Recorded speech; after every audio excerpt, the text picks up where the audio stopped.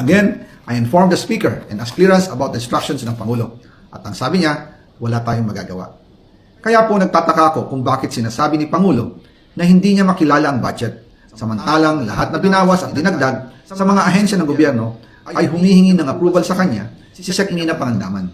Bago namin ginawa o tinapos ni Senator Chis Escudero during the BICAM. Sinabi pa ni Sekmina, everything is cleared with the President. Basta importante, pasok ang pondo na request ng Pangulo. The following day, sinabi ni Sekmina, approve na si Presidente BBM sa lahat na binawasan na ahensya. Masaya na ang Pangulo dahil naipasok ang gusto niyang 100 billion insertion. Wala pong perang napunta sa akin. Lahat po ng insertion napunta sa ating Pangulo at Speaker Martin Romualdez. Ako lang at ang aking mga tao, sila Paul Estrada, Marty Sy, at ang aking mga security ang nag-deliver papunta sa bahay nila Pangulong Bongbong Marcos at Speaker Martin Romualdez sa North Forbes Park, South Forbes Park, hanggang sa Malacanang. Yung mga deliveries po ay merong record ang aking mga tao.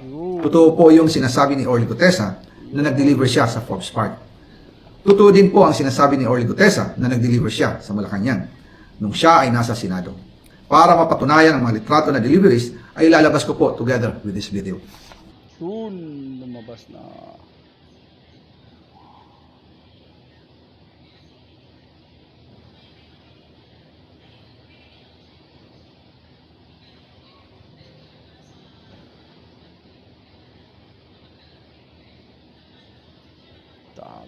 Grabe.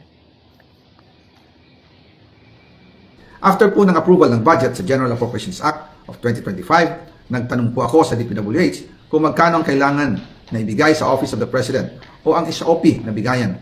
Ang sinagot sa akin ay 25%. Ang ibig sabihin nito, 25% ng 100 billion ang SOP na kailangan ibigay kay BBM mismo. In total, 25 billion ang napunta kay Pangulong Bongbong Marcos. Kaya ngayon ay hinahamon ko si Ombudsman Remulla kung seryoso talaga siya sa mga sinasabi niya sa kanyang press release na idadamay niya pati si Martin Romualdez kung magbibigay ako ng ebidensya. Patunayan niya ngayon ang pronouncement niya.